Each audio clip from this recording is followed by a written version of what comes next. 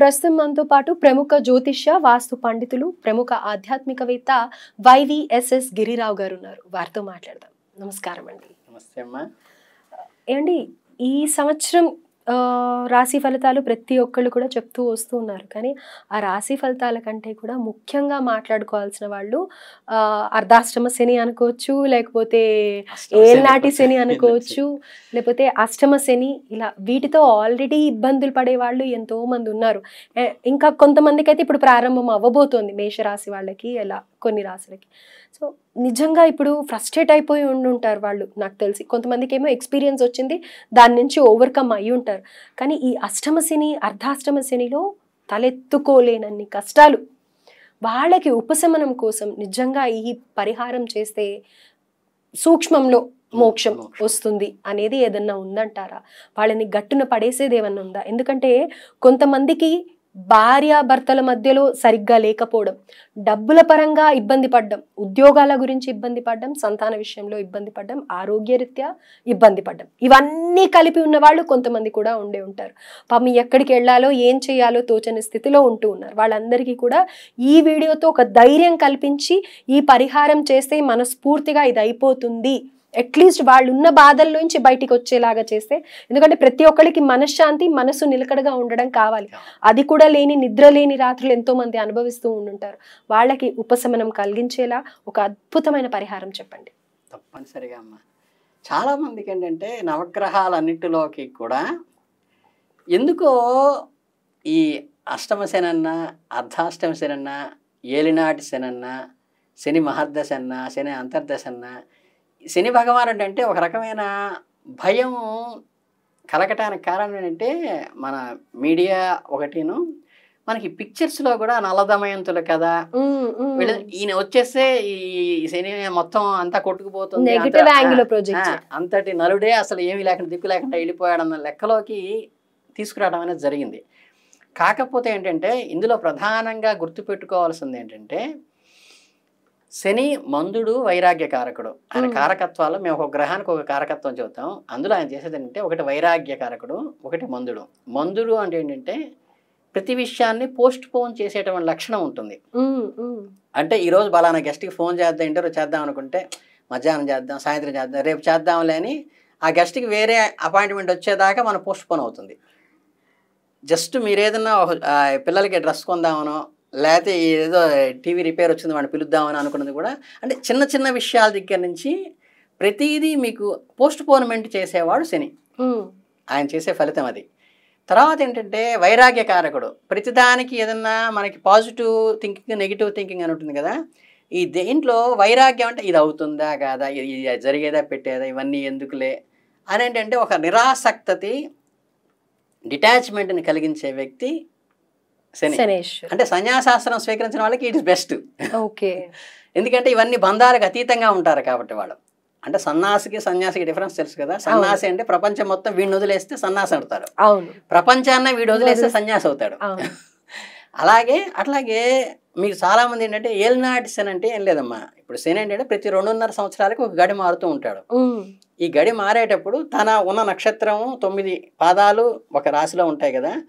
ఈ 9 పాదాల్లో మన పాదం ఉన్నప్పుడు ఈ రాశికి ముందు రాశిలో శని ప్రవేశించినప్పటి నుంచి ఆ 2.5 సంవత్సరాలు, తన రాశిలో తిరిగినటువంటి 2.5 సంవత్సరాలు, తదనంతరం కుడిపక్క రాశిలో తిరిగిన, అంటే మొత్తం 2.5 సంవత్సరాలను ఏలినాటి శని అంటారు.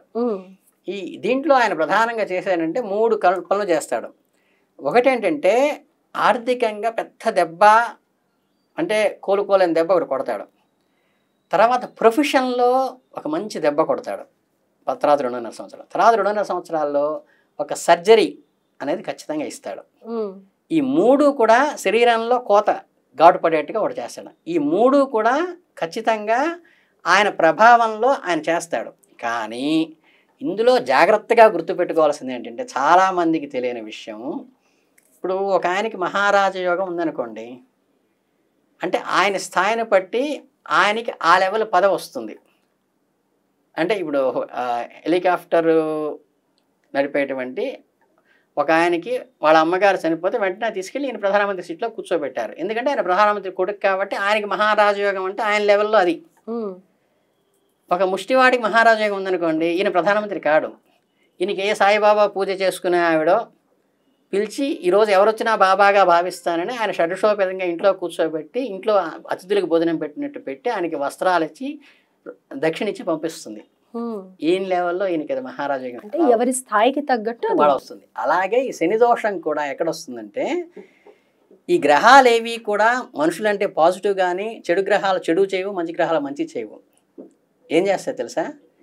చెడు గ్రహాలు వీడు చేసుకున్న పాప ఫలితాన్ని ఇస్తాయి. గతంలో మనం చేసిన పాపానికి ఇప్పుడు మనం అనుభవించాలి ఇస్తాయి. అంతేగాని శనిదేవుడు ప్రత్యేకంగా మన గురించి డిజైన్ చేసింది కాదు. గురుగ్రహం ఉందనుకోండి, ఈ గురుగ్రహం మంచి చేస్తుందంటే నువ్వు పుణ్యం ఏదైనా చేసుకుని ఉంటే నీ కర్మలో ఆ కర్మ ఫలితాన్ని మాత్రం ఇస్తాడు. అంటే బ్యాంకులో క్లర్కులు లాంటి వాళ్ళు వీళ్ళు. వీళ్ళని మనం కాకా పట్టక్కర్లా. నీకు చక్కగా అకౌంట్లో ఫుల్గా డబ్బులు ఉంటే టీ ఇచ్చి కాఫీ పెట్టి మేనేజర్ కూర్చోబెడతాడు, ₹1,00,000 చెక్ రాస్తే 5 నిమిషాల్లో డబ్బులు ఇస్తాడు. సో మన అకౌంట్ బ్యాలెన్స్ ఇక్కడ రిఫ్లెక్ట్ అవుతుంది. అదే నీకు అప్పులు ఉన్నాయనుకోండి, అదే ఫైల్ ఆఫీసర్ ఇంటికి వచ్చేసి జప్తు చేసి ఏమైనా కడతారా కట్టరా లేకపోతే మీళ్ళు జప్తు చేస్తామని వస్తాడు. అంటే వాడికి మన మీద శత్రుత్వం కానీ ప్రేమ కానీ ఏమీ ఉండదు. అవును, బ్యాంకులో క్లర్క్ లాంటి వాళ్ళు వీళ్ళు. కనుక ఏంటంటే మనం చేసుకోవాల్సింది ఏంటంటే, ఈ పాపము పుణ్యము ఎక్కువ చేసామా తక్కువ చేసామా అనేది మనం నివారించుకుంటే, మీకు ఒకే వ్యక్తికి ఏలినాటి శని వస్తే బ్రహ్మాండంగా కష్టాలు పడ్డారని ఒక వ్యక్తి చెప్తే, అంటే నేను ప్రాక్టికల్ ఎగ్జామ్ నా పర్సనల్ లైఫ్లో చెప్తున్నాను. నాకు శని మహర్దశ వచ్చింది. అందులోనే ఫస్ట్ వచ్చేది శని అంతర్దశ. శని మహర్దశలో అప్పుడే ఏలినాటి శని వచ్చింది. ఈ 3 పీరియడ్లో నేను డిగ్రీ అయిందప్పుడే, పీసీ అయిందప్పుడే, పెళ్ళి అయిందప్పుడే, ఉద్యోగం వచ్చిందప్పుడే, ఆస్తి నా పేరుని వచ్చిందప్పుడే, ఇల్లు కట్టిందప్పుడే. ఇన్ని మంచి జరిగినాయి. అంటే ఏంటంటే, ఈ బ్యాంక్లో క్లర్క్ ఫీల్డ్ ఆఫీసర్ నిన్ను జప్తు చేయాలి అంటే, ఒక పోలీసు వచ్చాడు అనుకోండి, పోలీసులు 2 రకాలుగా వస్తారు. టకటకా వచ్చి మన సెక్యూరిటీ ఇవ్వడానికి వస్తారు, టకటకా వచ్చి మన అరెస్ట్ చేయడానికి వస్తారు. అంటే వాళ్ళకి వీడి మీద కక్ష కానీ అభిమానం కానీ ఉండదు. వీడి యాజ్ ఎ జెన్యూన్ పర్సన్ అయ్యి ఉండి వ్యాలిడ్ పర్సన్ అయితే ప్రొటెక్షన్ ఇవ్వడానికి వస్తారు. వీడు రాంగ్ చేస్తుంటే అరెస్ట్ చేయడానికి వస్తారు. అంటే పోలీసుల్లో దోషం కాదు, గ్రహాల్లో దోషం కాదు. మనకి పాపగ్రహం కానీ పుణ్యగ్రహం కానీ ఇవ్వాలి అంటే మనం చేసిన కర్మ సిద్ధాంతంలో మనం చేసింది మాత్రమే ఇవ్వగలరు తప్పితే అవి సొంతంగా ఏమీ చెయ్యలేవు. ఇక్కడ ఇవి యాక్చువల్గా మీరు బేసిక్ అంటే బ్యాక్గ్రౌండ్ గుర్తుపెట్టుకోవాల్సింది. రెండవది ఏంటంటే, పరిహారాలకు వచ్చేసరికి ఏంటంటే, మన కర్మ సిద్ధాంతంలో ఏం చెప్తాము, ఎవరికైనా కొంత డబ్బు ఇచ్చినప్పుడు 10 మనకు వస్తుంది, కొంత సేవ చేసినప్పుడు 10 వస్తుంది. అలాగే ఇది శనికి సంబంధించిన దానం కానీ ఏమైనా చేసినప్పుడు కూడా వాడు నిష్ణాతుడైన బ్రాహ్మణుడు అయ్యండి దీన్ని రెక్టిఫై చేసుకో, జపధ్యాన గాయత్రి జపం చేసుకుని సహస్రం చేసి రోజు దాన్ని రెక్టిఫై చేసుకునే కెపాసిటీ వాడుకుంటే మన దోషం పోతుంది. లేదు నవగ్రహ జపాలు అందరికి దానాలు ఇచ్చేటప్పుడు శనికి మటుకు ఏదో డల్గా ఉన్న కంటెంట్ పట్టుకొస్తారు. అవును వాడేంటంటే దీనికి తీసుకునేటువంటి కెపాసిటీ ఉండదు. ఇది తీసుకుని వాడు ఇంకా అనుభవిస్తాడు. సో వాడు అనుభవించినప్పుడు ఏమవుతుంది, 10 రెట్లే మనకు వస్తుంది. అంటే మన శనిదానం చేసాము, మనకి ఇంకా చెడు వస్తుంది, మనకి మంచి రాదు. దీనికి చిన్న లాజిక్ నాకు పీరియడ్లో నేను చేసింది ఏంటంటే, ప్రాక్టికల్గా నా పర్సనల్ ఎక్స్పీరియన్స్, శని దోష నివారణకి ఏం ఖర్చు పెట్టాలి, పత్తి దానం చేయాలి, నూనె దానం చేయాలి, లేదా మూకుళ్ళు అట్లాంటి దానం చేయాలి. ఇవి చేయాలనుకున్నప్పుడు ఇంకొకడికి ఇస్తే వాడు సఫర్ అవుతాడు అనుకున్నప్పుడు, మీకు చక్కగా ఏదో కార్తీక మాసం వచ్చింది లేదా ఉత్సవాలు జరుగుతున్నాయి గుళ్ళో, చక్కగా 4-5 బాటిల్స్ ఆయిల్ తీసుకెళ్ళి నువ్వుల నూనె చక్కగా అక్కడ ప్రమిదలన్నీ పెట్టి పత్తి నేను కొనుక్కెళ్ళి అక్కడ అన్ని దీపాలు వెలిగించామనుకోండి, గుడి మొత్తం మండపం అంతా ఏమవుతుంది, నా దగ్గర నుంచి ఏం ఖర్చు పెడుతున్నాను, నూనె ఖర్చు పెడుతున్నాను, నా దగ్గర నుంచి పత్తి ఖర్చు పెడుతున్నాను, నా దగ్గర నుంచి ప్రమిదలు ఖర్చు పెడుతున్నాను. కానీ అది ఎవరికైనా దోషం అంటించిందా, అంటించలా. దానివల్ల అక్కడ చూసిన వాళ్ళందరికీ తాదాత్మ్యత కలిగిందా, ఆర్తి కలిగిందా, సంతోషం కలిగిందా, సంతోషం అన్ని కూడా వస్తాయి కదా. అరే మనం దీపం తెచ్చుకోలేదు, నూనె తెచ్చుకోలేదు, మనకి ఈ విధంగా అవకాశం వచ్చింది, శివయ్యకి దీపం పెడుతున్నామే అని ఎంత సంతోషం కదా.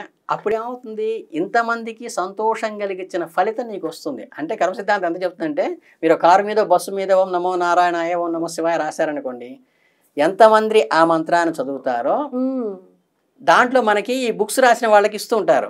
అవును అలాగే ఈ నామం చదివినప్పుడు ఆ వ్యక్తి కంటే కూడా రామ అక్కడ చెక్కిన వాడుకో రాసిన వాడుకో కొంత పర్సంటేజ్ వెళ్తుంది. అలా ఇవన్నీ ఏంటంటే చిన్న రెమెడీ.